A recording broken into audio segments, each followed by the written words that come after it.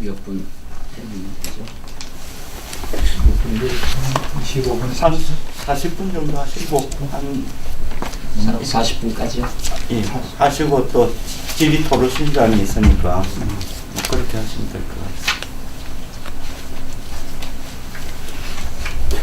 이렇게 좋은 아침 주신 하나님께 찬양을 드립니다. 그리고 하나님의 말씀을 나누는 이 귀한 자리에 참여하게 돼서 얼마나 영광스러운지 모릅니다. 얼마나 긴장했는지 이 머리끝부터 발끝까지 다 말라갔고요. 물이 필요했습니다. 저는 총신대학에서 이제 키에르케고르의 신앙관에 대한 논문을 쓰고 또 MDB 때는 마가복음의 인자기독론에 대한 논문을 쓰고 THM에서는 고린도전서의 성령론에 대한 논문을 쓰고 그리고 아테네에 가서 헬라어로 로마서를 해석한 크리소스톰의 헬라어를 쓰는 사람이 헬라어를 된 로마서를 어떻게 해석하고 설교하는지 살펴보면서 로마서를 통하여 언어학으로 텍스트 링귀스틱 해석학을 전공하고 지금 서울 성경신학대학원에서 신학을 가르치고 있습니다. 그리고 성경적 설교 아카데미라는 것을 하나 만들어서 연구소장으로 있으면서 하나님 나라 관점 속에서 성경적 설교 운동을 이제 막 시작해서 한 7회 정도 시작하고 있습니다. 오늘 주제도 저의 평생의 과업이라고 생각하는 하나님의 나라에 대한 주제를 가지고 오늘 발표를 하려고 합니다. 사도행전의 주제와 구조에 관한 고찰, 하나님의 나라와 주 예수 그리스도를 중심으로 누가복음과 사도행전의 통일성에 관한 찬반 논란이 지금까지 계속되었고 찬성하는 학자들도 누가복음이나 사도행전의 통일된 주제에 대해서 다양한 견해를 제시하고 있습니다. 사도행전의 요약 구절 6장 7절, 12장 24절, 19장 20절이 사도행전의 주제와 전체 구조에 영향을 주고 있다는 사실은 학자들에 의해서 거의 인정된 바고 롱게네커는 사도행전의 요약 구절에 등장하는 말씀이 성장한다 호 로고스투 데우 육사넴이라고 하는 이 구절의 기초에서 사도행전의 전체 구조를 보여주고 있습니다. 윌리엄 말라스도 사도행전의 문학적 구조에 대한 연구사와 그에 대한 평가를 보여주면서 요약 구절의 기초에서 전체 구조를 보여주고 있습니다. 저번에 박형대 교수님도 사도행전 구조의 주요 기준이 말씀의 성장이다. 그런데 또 하나의 요소가 있는데 예루살렘이다 라고 하는 것으로 시작하고 있다는 점을 언급하면서 이 전체 구조를 예루살렘 교회가 변질되어가는 과정에도 불구하고 하나님의 말씀이 어떻게 그 모든 문제를 해결하고 성장해 나가는지 이런 주제를 달고 있다라고 얘기하고 있습니다. 그러나 이제 지금까지의 이 연구들은 사도행전의 주제가 말씀의 성장이요 또 사도행전의 구조는 그 주제를 보여주는 요약 구절에 기초하고 있다는 데 집중되어 왔습니다. 제가 생각하기는 이 모든 연구들이 상당히 중요한 누가복음과 사도행전의 주제를 명시하기 위해서 사용하고 있는 언어적 장치인 전치사 베리를 간과하고 있다라고 생각을 합니다. 누가는 주제를 도입하는 누가복음의 서문과 사도행전의 서문에서 각각 두 번씩 주제를 명시하는 베리 전치사구를 사용해서 주제를 아주 확실하게 명시하고 있다는 사실입니다. 또한 누가는 주제를 마무리하는 누가복음의 결미 부분과 이 사도행전의 결미 부분에서도 주제를 명시하는 이 베리 전치사구를 통해서 주제를 확실하게 명시하고 있습니다.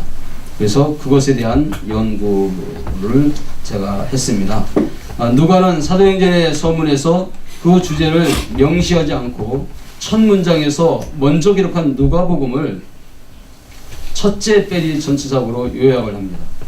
누가복음은 예수님이 승천 이전까지 성령의 능력으로 행하신 일들과 가르치신 말씀들로 요약된다고 페리로 설명하고 있습니다. 누가는 이 긴 내용을 두 번째 페리 전치사고를 사용해서 하나님 나라에 관한 일들이라고 더 간략하게 요약하면서 주제가 하나님의 나라라는 사실을 밝히고 있습니다. 이 제자들은 예수님이 승천되기 이전까지 성령의 능력으로 행하신 일들을 통해서 하나님 나라를 보는 복을 누리고 가르치신 말씀들을 통해서 하나님 나라를 듣는 복을 누렸다라고 밝히고 있습니다. 그러므로 누가복음의 주제가 하나님의 나라에 관한 일들이라면 사도행전의 주제도 아마 누가복음의 주제와 일관성 있게 하나님의 나라로 제시하는 것이 누가의 의도였을 것입니다. 리니는 하나님의 나라를 누가의 신학으로 제안을 합니다. 마샬은 리니에 반대해서 하나님 나라라는 단어보다도 구원이라는 단어가 통계적으로도 많이 나오기 때문에 구원이 누가의 독특한 신학적 주제라 이렇게 말을 합니다. 그렇지만 통계로 따질 게 절대 아닌 것입니다. 하나님의 나라는 사도행전에 겨우 8밖에 나타나고 있지 않지만 서두와 결미, 다시 말하면 주제를 명시하는 부분에서 명시하고 있기 때문입니다. 예수님의 행하심과 가르침의 핵심 주제인 하나님의 나라는 신약에서 구원뿐만 아니라 의와 영생 등 다양한 단어들로 표현되어 상호교환적으로 사용되고 있습니다. 그러므로 하나님의 나라가 많이 사용되지 않았다 할지라도 그것에 대한 설명하는 부분들이 다 하나님의 나라에 대한 더 구체적인 설명이 되기 때문에 이 명시된 하나님의 나라가 중요하다는 것입니다. 누가는 누가복음의 주제를 하나님의 나라로 명시하는 것은 사도행전과의 연소성을 의도했을 개연성이 많이 있습니다. 예를 들면 1절에서 번역되지 않은 맨이라는 것을 사용하는데 이 접속사 맨 이것을 우리 한글 번역에서는 생략되어 있는데 그 다음에 맨이 나오면 대가 나와야 됩니다. 근데 그 대를 예고하면서 대는 안 나오고 있습니다. 다시 말하면 누가복음의 주제가 사도행전의 주제와 밀접한 관계에서 기록됐다라는 것을 가리키는 하나의 표시입니다. 하나님의 나라가 사도행전의 주제로 명시되기 시작한 것은 이제 서문의 둘째 단락을 시작하는 제자들의 질문에서 볼 수 있습니다. 그 중요한 것이 사도행전 1장 6절입니다. 그래서 제가 이 중요한 구절에 대해서 나중에 주의해야 하는 시간이 있을 것입니다. 사도들은 예수님으로부터 하나님의 나라에서 관해서 배웠기 때문에 그 나라가 회복되는 때가 당장 나타날 것이라는 생각을 질문 형식으로 표현하고 있는 내용입니다. 또한 누가는 주제를 마무리하는 누가복음의 결미와 사도행전의 결미에서 주제를 명시하는 페리 전치사고를 사용하고 있는데 여기에서 아주 중요한 요소를 발견하게 됩니다. 누가는 누가복음의 주제를 예수님으로 요약을 했다가 그 다음에 예수님이 행하신과 가르침으로 요약을 했다가 하나님의 나라로 연결하고 예수님과 하나님의 나라를 연결하고 있습니다. 그런데 사도행전에서도 똑같은 이런 누가복음의 주제와 일관성 있게 제시되는 것을 보게 됩니다. 그것이 사도행전의 결론 부분에 나오고 있습니다. 28장 23절에는 하나님의 나라와 예수 순서가 바뀌었죠. 예수 하나님의 나라 예수 이런 식으로 주제를 명시하는 모습이 그 도표와 같이 구조를 가지고 있습니다. 지금까지 연구 결과에 의하면 누가복음과 사도행전의 주제는 하나님의 나라와 예수까지 우리가 밝혀질 수가 있습니다. 한마디로 하나님의 나라이지만 그 하나님의 나라를 가져오시는 분은 예수님이기 때문에 하나님의 나라와 예수를 잘 연결하고 있다는 것입니다. 사도행전은 누가복음과 다른 차이점을 고려할 때 사도행전의 주제는 보다 구체화될 필요가 있습니다. 누가복음이 승천 이전 지상에서 예수님이 행하시고 가르치신 하나님의 나라에 대한 것이라면 사도행전은 승천 이후에 천상에서 여전히 그가 계속된 사역을 하시는 것입니다. 그래서 이 사도들을 통해서 하신 것일 뿐입니다. 그래서 저는 이렇게 말할 수 있을 것 같습니다. 누가복음은 누가복음이라고 한다면 이 사도행전은 이 사도복음 이렇게 붙여도 상당히 괜찮지 않을까 이런 생각이 듭니다. 이미 언급한 대로 하나님의 나라가 사도행전의 주제로 명시되기 시작한 것은 서문의 둘째 단락을 시작하는 제자들의 질문 형식에서 볼 수 있다고 말씀을 드렸습니다. 개역 개정을 포함하여 많은 한국어 번역 성경들은 1장 6절을 잘못 번역했습니다. 번역자들은 하나님의 나라에 관한 제자들의 오해에서 벗어나지 못하게 장애물을 설치하고 있는 셈입니다. 예를 들면 주께서 이스라엘 나라를 회복하심이 이때니까 라고 대부분 번역이 되어 있습니다. 그런데 원문에는 끼리에 주요 에이엔또 크로노투또 이때가 확실합니까?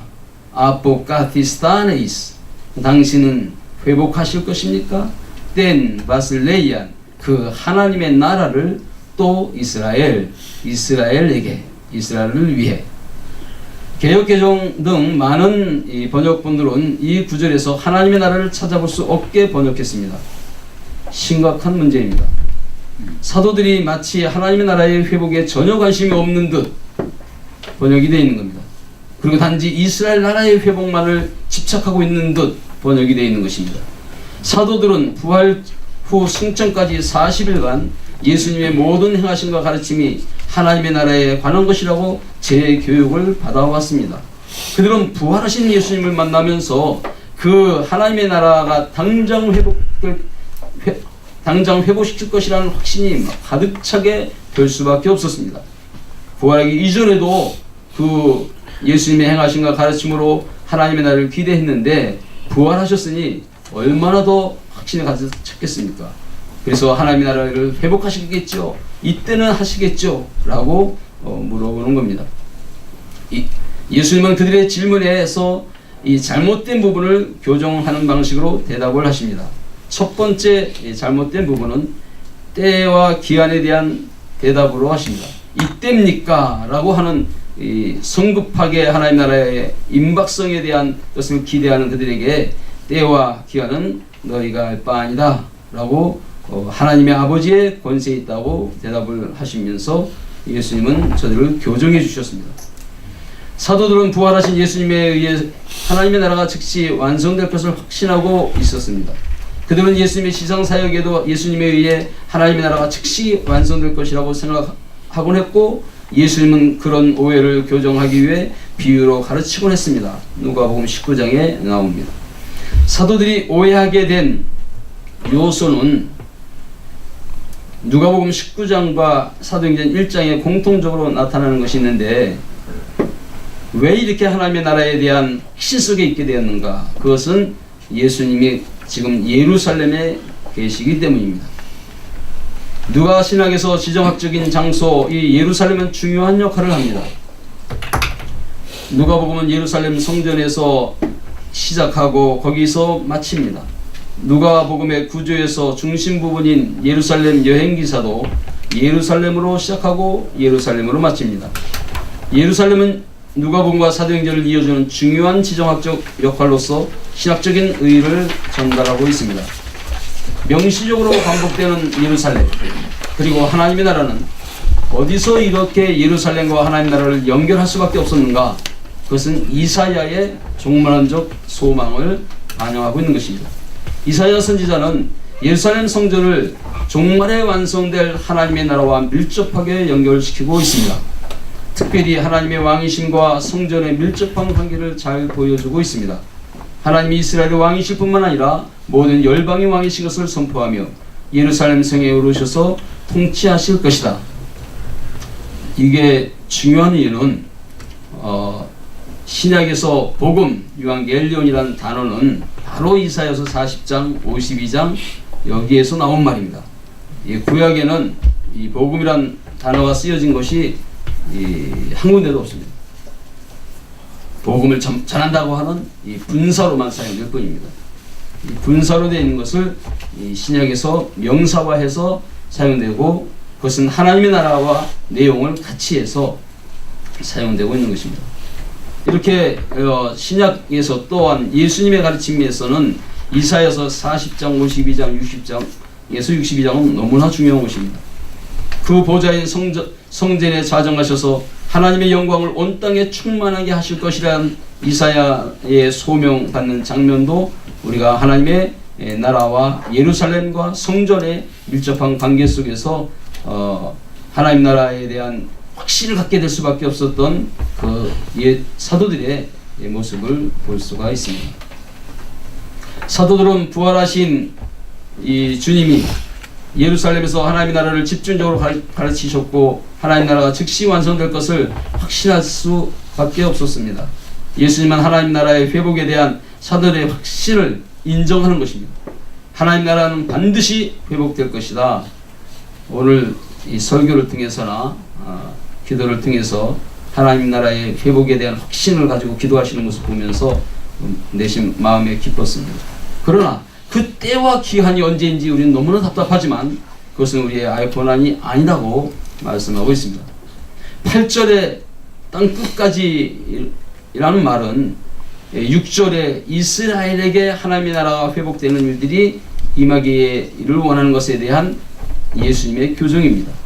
예수님은 종말론적 하나님의 나라의 회복에 대한 사도들의 둘째 오해를 교정하고 있는 것입니다. 하나님 나라의 회복 영역을 민족적 이스라엘에 제한하지 않고 믿음에 근거한 그러한 종말에 회복될 새로운 이스라엘인 영적 이스라엘의 의미를 지금 예수님께서는 가르치려고 하는 것입니다. 제자들에겐 사도들에겐 그런 마인드가 많이 부족했던 것입니다. 하나님 나라의 현재적 임박성과 미래적 지연성은 성령의 능력을 받을 시간이고 그 사이는 예루살렘에서부터 땅끝까지 예수님을 증거하는 데 달려 있습니다. 누가복음에서도 강조된 바 있는 내용입니다. 예수님은 하나님 나라의 회복이 이스라엘 회복으로부터 시작되는 것을 긍정하십니다. 그러나 성령이 임하시면 권능을 받고 땅끝까지 예수님이 하나님의 아들로서 주와 그리스도이심을 증거하는 사명을 수행할 때 그때야 비로소 하나님 나라가 회복된다라는 것입니다. 그래서 여기서 저는 중요한 주제를 제안하려고 하는 것입니다. 우리는 하나님의 나라를 사도행전의 주제로 명시하는 서두와 결미의 두 구절을 관찰하는 데 집중해야 할 것입니다. 이 두 구절에서 누가는 하나님의 나라를 주님과 밀접하게 연결합니다. 1장 6절에 주여하고 하나님의 나라라고 하는 것은 굉장히 중요합니다. 왜냐하면 사도행전 28장 31절이 하나님의 나라 주 예수 이렇게 마치기 때문입니다. 그러므로 우리는 이 사도행전의 전체 주제를 하나님의 나라와 주 예수 그리스도라고 말할 수가 있습니다. 말해야 될 것 같습니다. 우리가 사도행전에서 주가 언급되는 구절들을 살펴볼 필요가 있습니다. 하나님의 나라가 많이 등장하지 않지만 예수님이 주님이시다라고 언급되는 부분들을 볼 때마다 이게 하나님의 나라가 성취되는 장소구나 성취되는 모습이구나 라는 것을 확인해야 된다는 것입니다. 누가는 구약과 예수님이 약속하신 하나님의 나라 복음이 주 예수의 사역을 통해 성취되고 있음을 확인할 수 있게 했습니다. 주 예수는 사도행전 1장 6절에서 처음 언급됩니다. 칼빈이 주석하듯이 사도들은 부활하신 주를 부르면서 그 나라 하나님의 나라의 회복자로 예수님을 이해하고 있다라고 해석했습니다. 사도들은 부활하신 예수님을 통해 하나님 나라에 관한 일들을 교육받았음에도 불구하고 저들은 육신적 이스라엘에 한정하는 데 큰 착각에 빠져 있었습니다. 사도들의 미숙한 질문에도 불구하고 사도들은 부활하신 주를 하나님 나라의 회복제로 이해했다는 점은 사도행전을 읽어나가면서 주가 언급될 때마다 하나님 나라 회복의 약속을 성취하는 것으로 이해할 수 있도록 도와주는 해석의 디딤돌이 됩니다. 주 예수는 사도행전 1장 2절에서 두 번째로 언급됩니다. 베드로는 예수님의 부활뿐만 아니라 그의 승천까지 경험한 후에 예수님을 주님으로 호칭합니다. 그러니까 주님에 대한 이해가 점점 많아지는 것입니다. 부활과 승천 등 구속사역의 전개에 따라 주님에 대한 베드로의 이해가 발전하고 있는 것을 볼 수 있습니다. 그럼에도 불구하고 사도들이 증거해야 할 대표적인 구속 사역은 예수님의 부활입니다. 베드로는 사도의 필수 자격을 요한의 세례, 즉 예수님의 공적 행하심과 가르침을 시작하실 때부터 그의 부활과 승천까지 사도들과 함께 출입하며 체험한 목격자로 제시합니다. 하나님의 나라에 관한 이 모든 일들 중에서 또 예수님의 부활하심을 증거할 증인이 되게 하여야 함을 대표적인 사역으로 삼습니다. 이 구절에서 주 예수는 부활과 승천의 초월적음일 뿐만 아니라 지상의 사역에서도 사용되고 있는 것을 보게 됩니다. 누가복음과 사도행전을 읽어나가면서 이 주님에 대한 이해가 점점 밝혀져 나가고 있는 것이 중요한 핵심입니다. 주가 사도행전 1장 24절에서도 세 번째 언급됩니다. 여기서는 사도들의 보궐선거를 위해서 이제 베드로와 함께 모인 예루살렘 교회도 부활과 승천을 경험한 후 주님으로 호칭하면서 기도하면서 주에 대한 이해를 하면서 하나님의 나라의 임재를 체험하는 것입니다. 사도행전에서 주에 대한 가장 결정적인 언급, 오늘 이것이 가장 중요한 핵심입니다. 사도행전 2장 34절 36절입니다. 그 외에도 3장 19장에 있습니다. 여기서 예수님의 승천은 초대교회의 고백과 같이 하늘과 땅의 모든 권세를 가지고 통치하시는 주의 천상적 등극으로서 구약의 등극시 시편 110편의 예언이 성취된 구속사역으로 설명이 됩니다. 누가는 주 기독론의 결정적 선포를 위하여 1장에서부터 예수님의 승천을 반복하고 있다는 점을 놓치지 않아야 합니다. 왜 이렇게 1장이 승천에 대한 내용으로 가득 차 있는가? 2장에서 그 승천이 예수님의 주님으로서의 완전히 하늘과 땅의 권세를 가지고 통치하시는 등극하신 모습, 그 주님을 완전히 드러내는 것이기 때문입니다. 베드로는 예루살렘 교회와 함께 성령 충만을 경험한 후에 예수님이 지상사역의 결정적인 국면에 가르치신 가르침을 누가복음 20장에서 이미 가르쳤는데 그들은 이제 그 가르침을 가르치는 진정한 사도성을 갖는 자리에 서게 됩니다. 예수님은 다윗의 자손으로 오셨으나 다윗보다도 먼저 존재하셨던 초월적 선제의 주이시다. 우리는 이제 누가가 왜 사도행전의 주제로 명시한 하나님의 나라를 1장 6절에서 명시한 이후 첫 대단원을 마치는 요약 구절인 6장 7절까지 그 단어를 사용하지 않는지, 사도행전에서 하나님의 나라가 왜 8번밖에 사용되지 않는지 그 이유를 알 수 있게 되었습니다. 구약과 예루살렘 예수님이 약속하신 하나님의 나라 복음은 지금도 천상에서 계속되는 주님의 사역을 통해 성취되고 있기 때문에 누가는 약속의 언어를 성취의 언어로 변경한 것입니다. 그러므로 하나님의 나라 사상은 주님이란 말이 나오는 곳마다 가득한 것입니다. 누가복음에 가장 먼저 언급된 하나님의 나라, 이것도 누가복음 1장 1절에서 4장 13절 이 첫째 대단원에 단 한 번밖에 언급되지 않습니다. 그리고는 계속해서 예수님에 관한 이야기로 하고 있는 것은 바로 하나님의 나라에 대한 설명을 하고 있는 것입니다. 거기서도 예수님이 다윗의 자손으로 탄생하셔서 다윗의 언약을 종말론적으로 성취하여 영원한 하나님의 나라를 건설한 왕적 그리스도이심을 부각하고자 합니다. 누가복음에서나 사도행전에서도 예수님이 사무엘하 7장을 성취하는 다윗의 자손으로서 하나님의 나라를 회복하는 왕적 그리스도이심을 가르치기 시작했습니다. 이것은 당시 구약과 유대교의 메시아 사상과 연속성을 보여줍니다. 그러나 예수님은 사도들이 유대교의 좁은 기독론에 갇혀 있기를 원하지 않으셨습니다. 사도들은 부활과 승천의 주님을 경험하면서 승천한 주님으로부터 성령 충만함을 받은 후에야 예수님은 단지 다윗의 자손 정도가 아니고 그는 시편 110편을 성취하는 다윗의 주님으로서 그가 창조하신 세상을 하나님의 나라로 회복하는 우주적 주님이심을 깨닫게 된 것입니다. 그러므로 누가복음과 사도행전을 통해서 누가는 하나님의 나라를 복음으로 전파하고 그것을 완전히 계시하시고 성취하시는 주 예수 그리스도에 관한 이해를 점진적으로 가르친 것을 주제로 펼치고 있는 것입니다.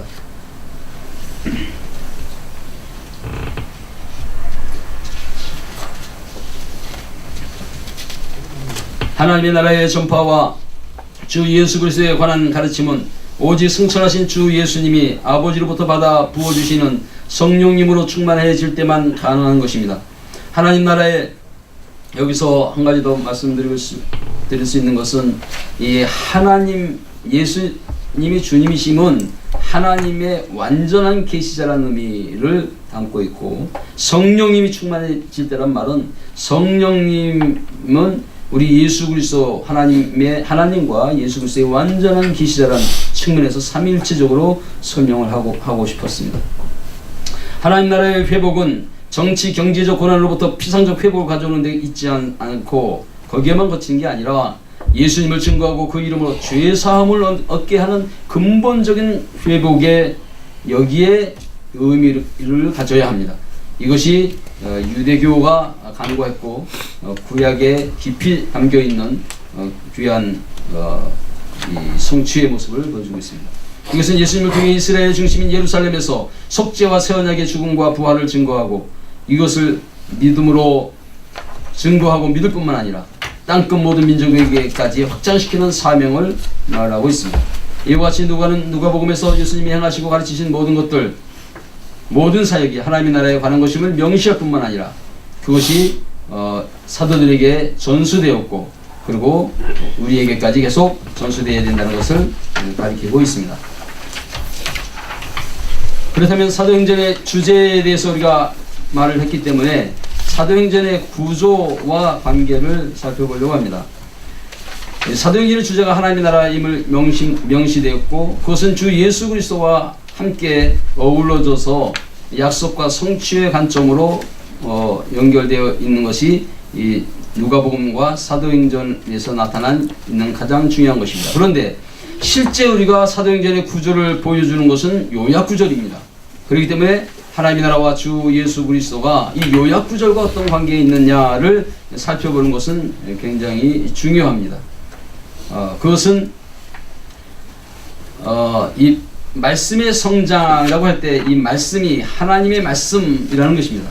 그래서 이 하나님의 말씀이 무엇이냐, 하나님 말씀이 성장한다는 것이 무엇이냐, 이것이 교회의 성장의 이 근간을 이루고 있는 것이죠. 갈비는 그런 얘기를 했습니다.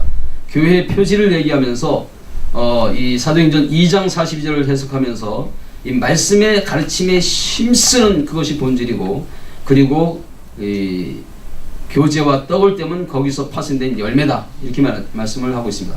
이 말씀의 성장이라는 것은 그런 면에서 굉장히 중요한 것입니다. 그렇다면 그 말씀의 성장이라는 말은 어디서 왔는가? 85쪽에 보면은 이사야서 40장에서 55장의 주제입니다. 다시 말하면 이사야서 40장에서 50장에 있는 것은 하나님의 말씀이 영원한 능력으로 성장하고 하나님의 말씀이 반드시 이루어지는 능력을 가지고 있다는 것으로 시작하고 마치는 구조를 가지고 있습니다. 그래서 이 누가는 사도행전을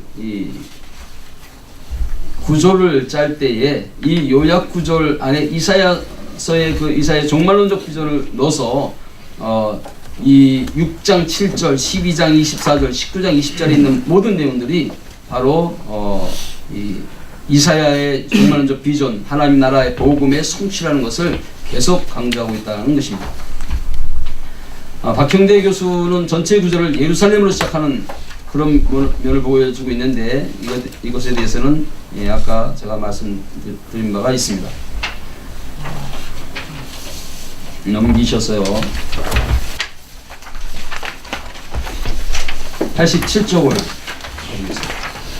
87쪽을 가보면 이 말씀의 성장에 기초한 이 사도행전의 구조가 나와 있습니다. 그리고 그 다음에 교회의 수적인 성장입니다. 그동안 학자들은 사도행전의 전체 구조를 결정하는 요약 구절의 중요성을 인정할 때 말씀의 성장에만 집중했습니다. 그런데 사도행전은 말씀의 성장과 교회의 수적인 성장을 비례하고 있습니다. 6장 7절, 12장 24절, 19장 20절이 다 그렇습니다. 특별히 19장 20절은 그렇지 않은 것 같지만 더하더라 대신에 세력을 얻으니라가 등장하면서 말씀에 성장하는 능력을 강조하면서 이것은 이 더함, 다시 말하면 수적인 성장을 가리키고 있는 것입니다. 이것은 이 누가복음 8장에 나타나 있는 이 씨 뿌리는 비유에서 30배, 60배, 100배의 결실을 맺는 그것과도 연결되는 굉장히 중요한 누가복음과 사도행전을 이어주면서 이것은 이사야서를 얘기하고 있다는 이사야서의 말씀의 성취를 보여주고 있다. 그래서 제가 그렇게 구절을 짠 것입니다. 이제 시간이 다 돼서 결론 부분으로 말씀드리겠습니다. 결론 바로 위에 소 결론을 보겠습니다. 90쪽 두 번째 패러그래프예요. 그러므로 우리는 다음과 같이 결론 내릴 수 있습니다. 사도행전의 주제는 사도행전의 요약 구절에 나타난 말씀의 성장과 수의 많아짐, 수의 성장으로 표면적으로 나와 있습니다. 그렇지만 그 말씀이 무엇이냐라고 했을 때 누가가 사도행전과 누가복음에서 강조하고 있는 것처럼 그것이 말씀이 하나님의 나라의 복음이다라는 것이고 그것을 성취하는 주 기독론 예수님이 어떤 분이신가에 대한 내용이 바로 그 내용이라는 것입니다. 그래서 이 말씀의 성장과 이 하나님의 나라 복음과 이 주 기독론이 서로가 서로를 설명해 주고 있는 것입니다. 그것이 저의 결론입니다. 이상입니다. 이렇게 질문.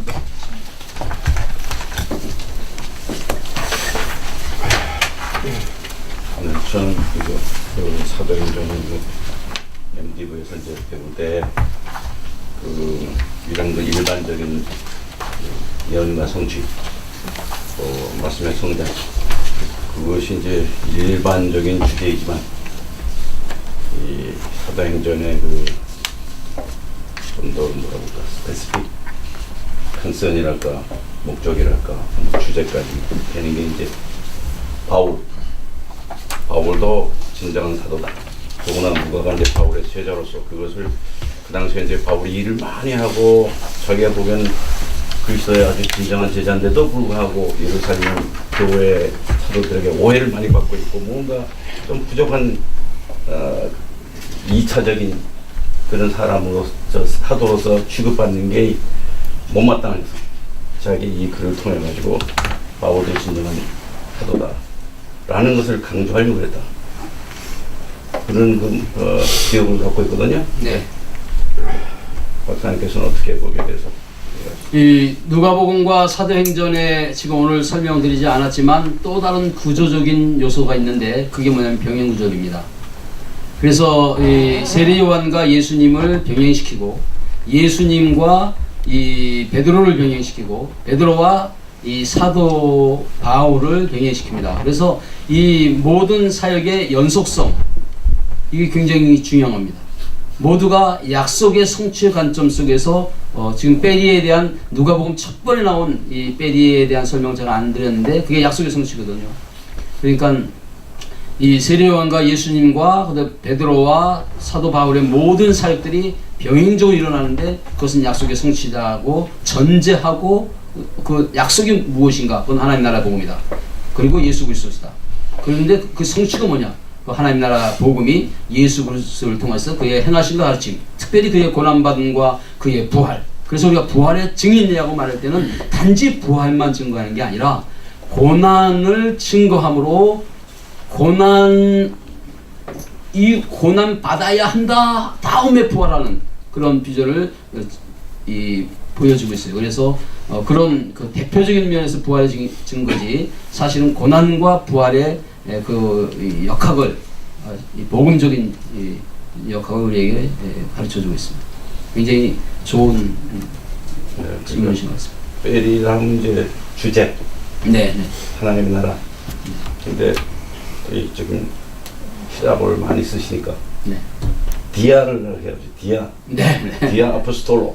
네. 뭐 파울로 이렇게 네. 생각하면 어떨까 이런 생각이 들어서. 그래서 이제 헬라어 이 전치사가 굉장히 중요한데 이 베리라는 것은 주제를 가리키는 데 있어서 굉장히 중요한 것이고 그 다음에 이제 말씀하셨던 디아라는 것과 또 하나가 있는데 휘뽀라는 게 있습니다.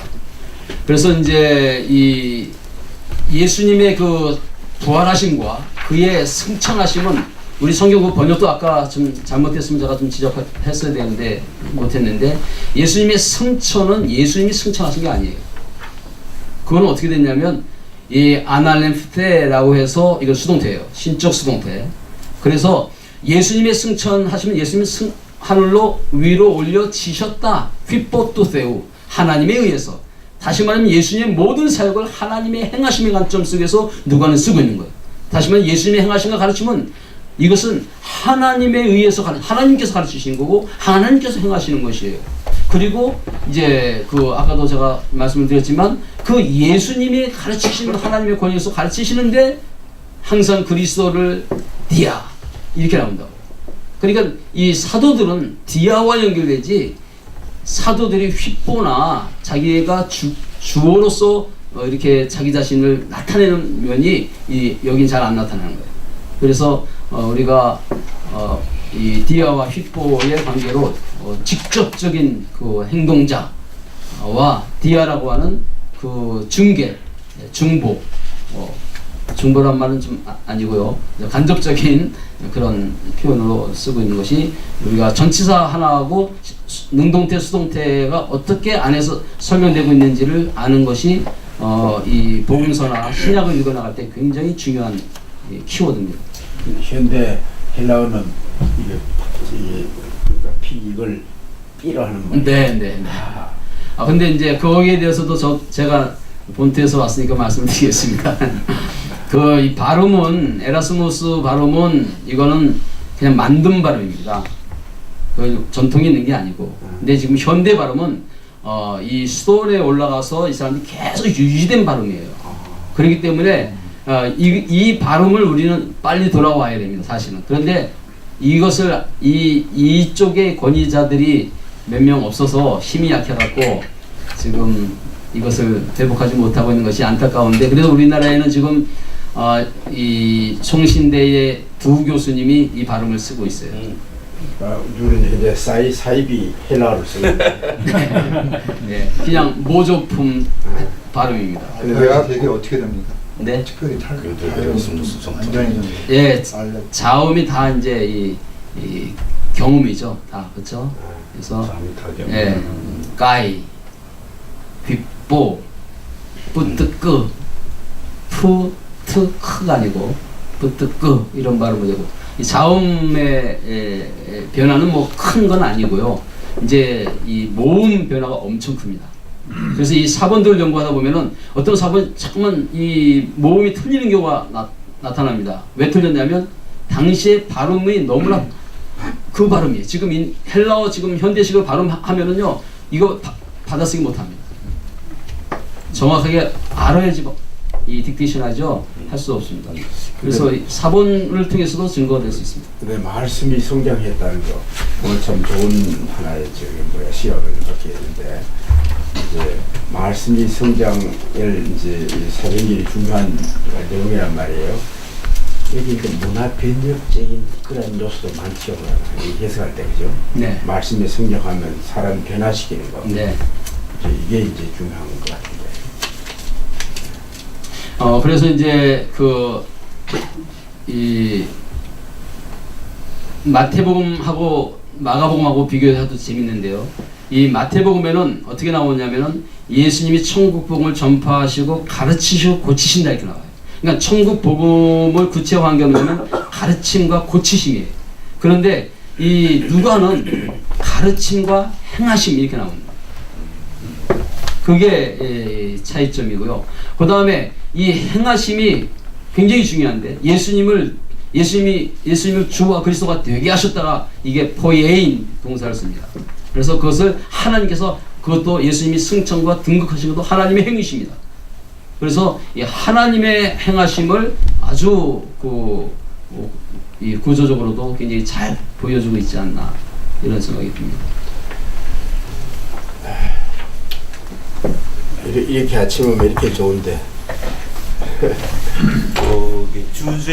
주제를 그러니까 사도행전 주제를 예수 그리스도의 주 대신과 그 다음에 하나님 나라의 본질적 의미, 그러니까 우리를 통상 하나님의 통치, 다스리심, 그 하나님 나라의 성장, 그러니까 말씀이 공항하여 가는 거하고 하나님 나라의 그 통치, 세워짐, 그 하나님 나라의 확장, 하나님 나라가 임한다고 할 때에 그 측면과 그 다음에 또 하나 더 강조해서 부과하시고자 했던 수가 확장되어 가는 거, 자라가는 거, 그런 걸 좀 연관지어서 한번 다시 좀 의미 연관을 좀 시키죠. 네, 이게 원래 지금 왜 이 말씀이 성장한다는 표현을 썼는가라는 것이죠. 이게 아주 굉장히 중요한 건데 그것은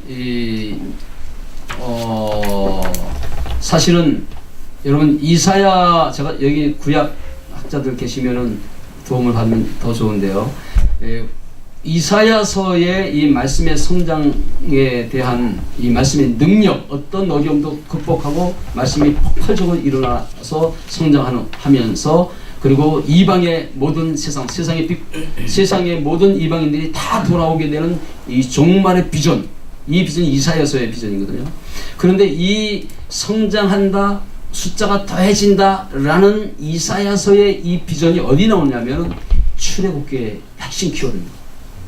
그래서 이사야서를 다른 말로 얘기하면 새로운 출애굽이다 이렇게 얘기하죠. 이사야서의 종말은 뭐냐면 출애굽의 종말은 성취예요. 이게 이사야서의 새로운 출애굽의 관점이에요. 바로 이 관점을 가지고, 이사야서의 관점을 가지고 예수님께서 그 종말의 비전을 실제 성취하고 있는 게 복음서입니다. 그래서 그렇게 연결돼서 하는 겁니다. 그래서 여기서는 말씀의 성장이 있는 곳에 우리는 부흥이 없다고 생각하면 말을 하면 안 됩니다. 말씀의 예수님의 씨 뿌리는 비유를 통해서 나타난 것처럼 이것은 길가와 돌받고 가시떨기와 같은 어려운 일들에 좌절하는 많은 사람들이 있지만, 거룩한 씨, 한 씨가 바로 세워지면 30, 60, 100배로 성장한다는 것이 하나님 나라의 현재성과 미래성의 핵심 키워드입니다.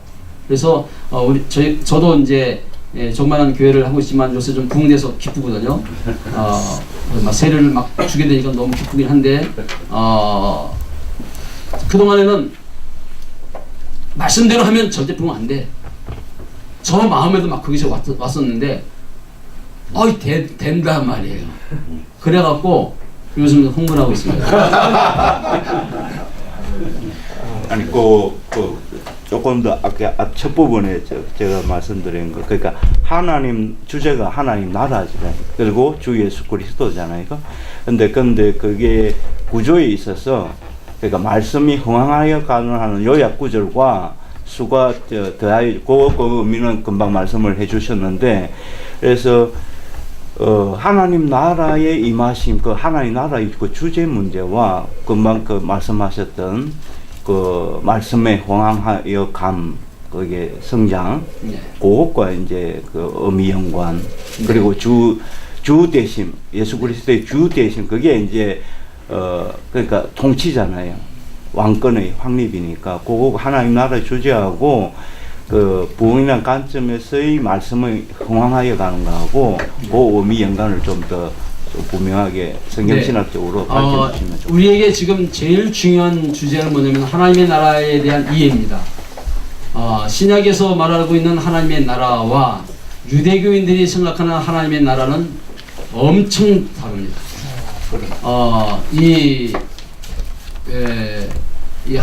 예수님은 그것이 지금 완전히 구약의 원래 그 의미를 살리는 거거든요. 그러니까 아까도 말씀드렸지만은 하나님의 나라는 반드시 복음이란 말과 같은 말입니다.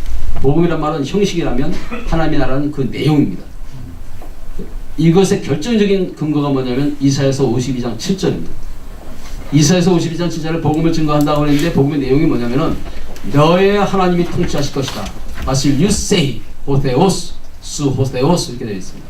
그래서 하나님께서 통치하실 그 미래의 하나님의 그 미래성을 얘기하고 있는데, 예수님은 오셔서 팔복을 통해서 설명하기를 첫 복과 마지막 복, 이건 이 하나님 나라의 현재성을 갖고 있습니다. 그 미래가 현재가 됐다는 것이고, 그러나 완전히 된 게 아니라 이 복에서 7복은 미래성입니다. 그래서 이제 그 면을 조화 있게 하나님 나라의 현재성과 미래성 관점에서 보여줬고, 또 하나는 그 면에서는 우리 강 박사님이 전공이시라 제가 이렇게 말씀드린 게 굉장히 지금 떨려서 그런데요. 그냥 젊으니까 용감하게 말씀드립니다. 그리고 또 하나는 이 첫 번째 복이 중요합니다. 심령이 가난한 자는 복이 있나니, 이게 키워드입니다. 지금 한국에서 팔복을 가지고 설교하는 분들이 엄청 많이 있는 것을 제가 압니다. 근데 제가 아직 심령이 가난한 자에 대한 진정한 의미를 가지고 설교하는 분을 거의 못 봤어요. 심령이 가난하다는 의미가 이사야서 61장에서 왔다는 얘기를 해야 되는데, 그 얘기를 하면서 설교, 심령이 가난한 자를 설명한 그 설교를 제가 별로 못 봤고, 그 다음에 61장에서만 온 게 아니라 이것은 66장에서도 오고 있습니다. 그래서 61장과 66장을 연계하고 이렇게 하나님의 나라 이해는 그 둘 간의 관계의 특징은 뭐냐면 우리의 마음의 문제예요. 마음의 죄악에 대한 문제예요. 그래서 하나님의 창조와 그의 구원의 관점 속에서 하나님의 나라를 이해하게 만들거든요. 그래서 이런 것이 이제 중요하고요. 그런데 지금 이 유대교의 이제 큰 심각한 문제점은 뭐냐면, 이게 이사야 다윗의 언약 사무엘하 7장에 대한 이해가 너무 잘못되는 거예요. 사무엘하 7장에 있는 다윗의 언약을 다윗의 자손이 왕이 되고 하나님의 아들이 돼서 왕이 돼서 통치하는 나라, 거기에 하나님의 나라와 예수님의 왕되심이 나타나거든요. 근데 그 왕대신과 그 하나님 나라를 자꾸만 정치 군사적으로 생각하고 있는 것이 유대인들의 아주 심각한 문제죠. 그래서 우리는 이 문제를 마음의 문제로, 먼저 마음의 근본적인 회개의 문제로, 그래서 이 산성설교 전체가 바로 그런 우리의 마음의 변화가 되지 않는 한 그 외에 어떤 변화도 진정한 것이 아니다. 하나님 나라와 그 의를 구하라. 그러면 이 모든 것은 너에게 더하시리라. 그런 면에서 우선성의 문제가 산성설교에서 가장 중요한 것이라고 생각하고, 또 하나는 이 산성설교의 핵심 키워드는 율법을 성취하였다. 복음은 율법의 성취다는 이런 개념, 그런 개념들을 이 십계명을 해석하시면서 하시고 있는 그 면을 이해할 때, 그러니까 산상설교를 바른 이해하면은 하나님 나라는 예수님이 원하시는, 예수님이 이해하시고 예수님이 완전히 이해하셨던 하나님 나라 개념이 딱 잡힙니다. 그래서 지금 산상설교에 대한 설교가 시급한 때가 아닌가 이런 생각입니다. 말씀드려서 미안한데 여기 결론에서 말씀하고 계신데, 그냥 그 성취가 단순한 주제가 아니고 성취를 이뤄가는 데 있어서 지금 이사에서도 말씀하시고 또 복음서도 마찬가지고 사도행전도 마찬가지고 인간의 배반 또 반대, 네. 이게 계속 있다는 걸 항상 전제하는데, 그게 또 이제 기독론하고도 네. 연결될 때 이제 온전하게 네, 맞습니다. 된다고 생각해요. 그냥 네. 성취만 이야기하면은 번영신학으로 빠질 수도 있고. 네. 근데 이게 고난 여기 좀 말씀하셨는데 그 이제 충분히 네. 여기 지적되지 않고. 그래서 이제 이 누가복음을 요약하는 게 뭐냐면 두 가지로 요약하는 거예요. 이게 칼빈이 이것도 해석을 그렇게 잘했어요. 예수님의 복음은 그의 행하심과 가르침으로 나타난다. 그런데 그 행하심과 가르침, 아까 그 말씀드리다 말았는데, 행하심과 가르침 속에 무엇이 중요하냐? 가르침이 중요합니다. 그래서 이 예수님이 주되심을 가르치는 것으로 끝나는 거예요. 행하심이 나오지 않아요, 뒤에. 이것은 이 마태복음의 결론도 마찬가지입니다. 이 가르침이 중요해요. 그러면서 그리고 행하심이 뭐냐? 칼빈은 얘기하기를 행하심은 그의 가르치심을 확증시키는 증거로서의 행하심이다. 이렇게 설명을 굉장히 잘하고 계십니다. 그러면서 하시는 말씀이, 그렇다면 그 가르침의 핵심의 내용은 뭐고 그의 행하심의 핵심의 본질은 뭐냐? 아주 칼빈도 그 부분을 명확하게 얘기하기를 그것이 예수님의 고난과 부활이다. 고난 없으면 부활이 없는 거예요. 그래서 고난과 부활의 밀접성, 말씀하셨던 그 면이 누가 사도행전을 시작하는 면에서 나온 것이고, 계속해서 사도행전 진행하면서는 엄청난 고난이 옵니다. 특히 예수님의 씨 뿌리는 비유를 통해서는 이 다른 복음서에 있는 씨 뿌린 비유하고 다른 점은 뭐냐면 이 좋은 땅에 있다는 것은 착하고 좋은 마음으로 말씀을 받아서 꽉 두 단어가 중요합니다. 꽉 지킨다. 떼고 말씀을 꽉 붙잡고 있는 겁니다. 어떻게 하면서 고난에도 불구하고 그리고 인내로 열심히 한다. 이것은 누가복음에 나와 있는 엄청난 그 고난이 대단했던 그러니까 데오빌로가 그 엄청난 고난에서 그가 이 고난을 이기지 못하고 타협할 수 있는 가능성에 대한 문제까지도 해결해 주려고 하는 그런 면들을 지금 보여주고 있다 이렇게 생각합니다. 마음이 가난한 것도 일종의 마음이 가난한 자는 아까 복인 나누고 심령이 가난한 것. 네. 그 가난도 일종의 고통과 연결시켜 생각할 수 있다. 그렇죠. 네. 왜냐면은 그 추가 설명을 하면은 여기 심령이 가난하다는 말은 무슨 말이냐면은 이것은 이사야서 6장의 씨 뿌린 비유에 나타나 있는 마음이 완악하다는 말과 연결해야 된다. 마음이 완악하다는 말은 바키스란 말은 이것은 그 살쪘다 이런 말이에요. 마음이 부유해서 체지방이 많은 거예요. 체지방이 지방질이 가득 찬 거예요. 세상 욕심으로 가득 차 있는 상태를 가리키는 거예요. 근데 그것이 이사야서 66장에 어떻게 나타나냐면은 하나님을 예배할 때 지금 손을 잡아드려요. 근데 하나님은 말씀하시기를 뭐라고 그러냐면 너 살인했다 이렇게 말하거든요. 그러니까 하나님께 뭔가 잘해드리는데 하나님은 그 살인했다고 얘기하는 이유는 하나님은 하늘은 나의 보좌여 땅은 나의 발등상이여 이 모두 다 내가 만들었는데 왜 넌 네 거라고 하느냐. 하나님의 것을 하나님의 절대 주권 그의 소유권을 인정하면 우리는 가난해질 수밖에 없다. 이 의미가 심령이 가난한 자에 있어서 가장 중요한 의미인 것 같습니다. 뭐 말씀드렸는데 죄송합니다. 예. 제가 이 헬라를 학교 졸업하고 25년 동안 이 헬라를 늘 보고 매일 보고 설교를 쭉 해왔습니다. 해왔는데 마침 마태복음 5장 3절을 말씀하시니까 네. 제가 이거 꼭 말씀드려야 되겠다 싶은 생각이 듭니다. 예수님의 이 첫 설교가 이제 이 복음, 그 마태복음이 될 텐데,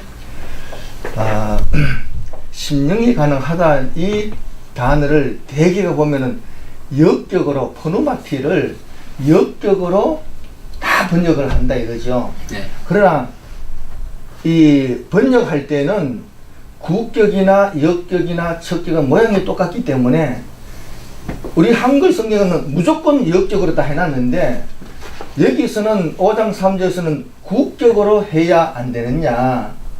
그리고 심령이 가난하다 얘기를 애통하는 자는 복이 나니 현재 분사를 썼거든요. 그러면 우리가 가난하다 말도 분사같이 이해를 해야 되는데 예를 들어서 정직한 사람이라 할 때는 그 사람이 성품이 정직한 게 아니고 정직하게 살아가기 때문에 정직하다 얘기하는데 가난하다 얘기를 가난뱅이로 생각하면 안 되고 그래서 제가 사전에 보니까 구걸하는 이라는 단어가 뜻이 있더라고요. 이 포트코스가 구걸하는 이런 뜻이 있으니까 구걸하는 자가 복이 있다. 그리고 포노마티를 국격으로 보면은 성령으로서 구걸하는 자가 복이 있다. 이렇게 번역을 해야 되지 않느냐. 그러려면은 종속절을 바꿔야 된다 이거죠. 첫째 복하고 열째 복하고 뒤 종속절은 똑같거든요. 고난을 받고 핍박받은 사람은 천국이 저의 것이냐 해서 천국이 확보되는 것이 되지만은 앞부분에서 조건절에서 성령으로서 구걸하는 사람이 복이 있다 했을 때는 종속절을 바꿔야 되는데 천국이 그들의 것이다 했을 때에 그것도 이 에스티나 썼을 때 이게 현재로 썼으니까 현재 그들의 것인데 그래서 이 바실레이아를 나라로 번역하지 말고 통치로 번역해야 되겠다. 그래서 성령으로서 구걸할 때에 기도할 때에 성령이 함께 해주는 기도를 하는 사람은 하나님의 통치가 바로 그들의 것이다. 그래서 이 여호수아가 태양아 멈춰라 달아 멈춰라 했을 때 바로 멈췄듯이 그래서 성령이 함께하는 그 기도하는 사람이 복이 있다. 그럴 때는 하나님의 통치권이 바로 그들의 것이다. 이렇게 번역하는 것이 맞지 않느냐. 국격으로 번역해야지 다 역격으로 해가지고 그렇게 번역하니까 너무 똑같아. 또 이거는 이제 현재도 그렇게 설교도 안 하고. 예, 저희가 헬라어를 공부할 때에 이게 문법적인 기초적인 문법적인 것을 가지고 헬라어를 번역하게 되면 큰 잘못에 빠질 수 있습니다. 문법적으로 그 문법의 좀 깊은 곳에 가면 뭐가 있냐면 인터텍스추얼리티가 있어요. 그 본문이 다른 본문의 그 용례를 설명해 주는 부분을 찾아야 합니다. 예수님께서 심령이라는 말을 쓸 때, 분유마티라는 말을 쓸 때 그것이 성령이냐 아니면 사람의 마음을 가리키는 것이냐 라는 것은 그 인터텍스추얼리티를 통해서 살펴보면 저는 동의할 수가 없고요. 그것은 이 하나님과의 관계 속에서의 사람의 그것으로 우리가 볼 수 있어요. 그것은 제가 이미 연구된 게 있어서 나중에 제가 알려드릴 수 있겠습니다. 오늘 아주 굉장히 중요한 논문을 발표하셔서 감사합니다.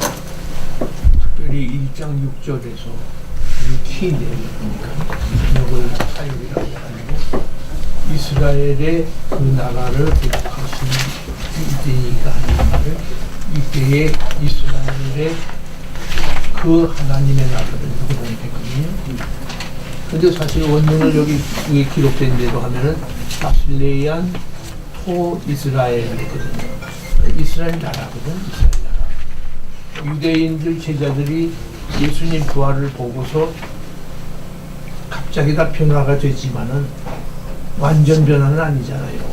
도마도 나중에서야 예수님을 인정한 것처럼 아직은 그들 머릿속에는 다윗의 왕국이 꽉차 있다고요. 네. 다윗의 그 정치적 왕국, 지리적 왕국, 그 나라를 회복할 것을 메시아가 오면은 회복될 것을 기다렸는데 메시아가 죽었단 말이에요. 그분이 살아났으니까 그 나라가 올 때가 지금입니까 하는 질문을 한 것으로 모든 신약학자들은 그렇게 번역을 하고 그렇게 또 영어 번역도 전부 독일어 번역도 그렇게 번역을 했어요. 근데 지금 와서 보니까 그 나라가 아니라 그 하나님의 나라를 회복하심이 이렇게 사역을 했다고 그러는데 왜 하나님의 나라라고 쓰지 않고 이스라엘의 나라라고 했을까? 그러니까 여기서 하나님의 나라를 주제로 삼은 누가가 그렇다면 왜 여기서 하나님의 나라를 말을 쓰지 않고 이스라엘 나라 회복하심이 그때입니까? 하고 질문을 했을까? 이것은 제자들의 아직도 40일 동안 예수님이 계속 나타나시는 동안에 그것이 확인이 되고 더할 때 그때 이제 순교자가 나오고 하는 거지. 갑자기 그게 점진적 계시 아닙니까? 네. 계시의 점진성인데 그 프로그레시브한 그 단계에 있는 상황에서 이것을 바로 하나님의 나라로 직접 번역하는 게 옳은지 난 상당히 지금 충격을 받고 있습니다. 문법 원래 원문은 지급성은 그게 여기 이제 이 관사 사용법인데요. 예, 관사 땐이라는 관사를 사용한 이유는 앞에 이미 헤바슬레이아 토세오가 있어요. 그렇기 때문에 그것을 지칭하는 면에서 되는 것이고 여기에 대해서는 이제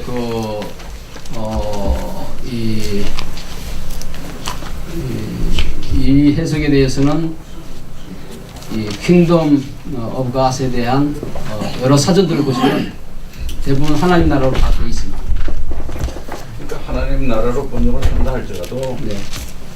어떻게 그걸 이해하느냐 그게 이제 문제가 되죠. 우리가 전통적으로 그 히스토리컬 이스라엘로 그 제자들이 이해했다 그렇게 이제 보잖아요. 이 목사님 말씀하신 것처럼.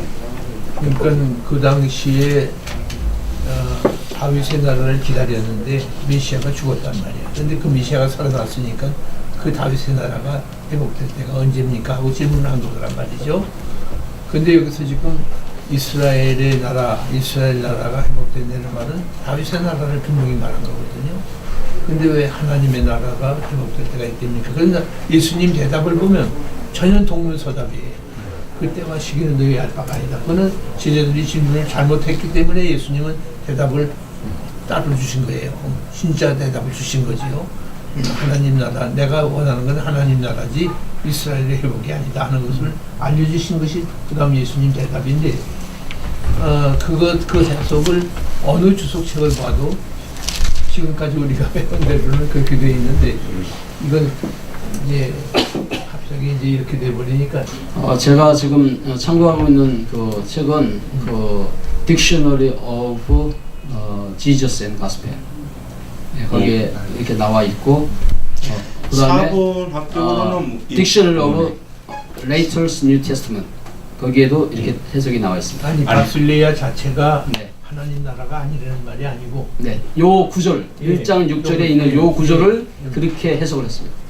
거기 가서 킹덤 오브 칸에 가서 보시면은 거기 다 그렇게 다 돼 있습니다. 그러니까 그 당시 제자들이 역사적인 이스라엘로 육체적인 이스라엘로 그렇게 생각하고 했다고 생각하고 이때까지 번역한 거죠. 저 주석가들이 그렇게 생각한 거죠. 여기 이제 번역 얘기가 나왔으니까 말씀드리겠습니다. 지금 이것을 바르게 영어는 다 바르게 해석을 해놨습니다. 그리고 바른 성경이 잘 해놨습니다. 그 외에 모든 번역은 다 엉망입니다. 그러니까 영어로 그렇게 했다 할지라도 네. 실제 제자들이 어떻게 이해했냐고는 또 다른 또 문제라고. 아주 또 완전히 이해 근데 못하는 아까 가능성이 그것은 제가 여기 논문 안에서 다 밝혔는데요. 이해했다고. 예, 아니요. 예수님이 말씀하시던 하나님의 나라 아까 점진적인 그 이해를 해나간다고 그러잖아요. 그게 그래서 점진적인 이해의 결정판이 오순절 성령의 임하심으로 말미암아 완전한 계시로 말미암아 그때 이제 거의 저들이 이해하게 되는 거예요. 그런데도 보면은 계속해서 할례 문제도 나오고 네. 제가 보기엔 100% 그 사람들이 완전히 그걸 이해했느냐 우리가 생각한 것처럼 네. 하나의 나라 그렇게 보기에는 좀 어렵다고 그렇죠. 생각해요. 15년간 계속 싸우잖아요. 율법을 지켜야 된다고 생각하고 그러니까 프로그레시브 여전히 프로그레시브. 주님 오실 때까지 프로그레시브. 한 가지 그럼 누가 저자의 의도성을 가장 살릴 수 있으면서 본문의 어떤 문법적 해석이라고 네, 하는 게 그렇죠. 저자, 네, 누가 네. 저자, 네. 베드로와 그런 제자들의 저자 의도가 네. 아니라 그리고 이제 한 가지 더 말씀을 드리면은 이제 조직 신학을 하시니까 제가 팁을 하나 드리면은 여기 누가복음 1장 4절에 보면은 무슨 내용이 나오냐면 그것도 번역이 잘못되어 있는 거거든요. 누가복음 1장 4절에 보면은 이 뭐가 그렇죠? 지금 우리 번역되어 있는 거를 잠깐 보면요.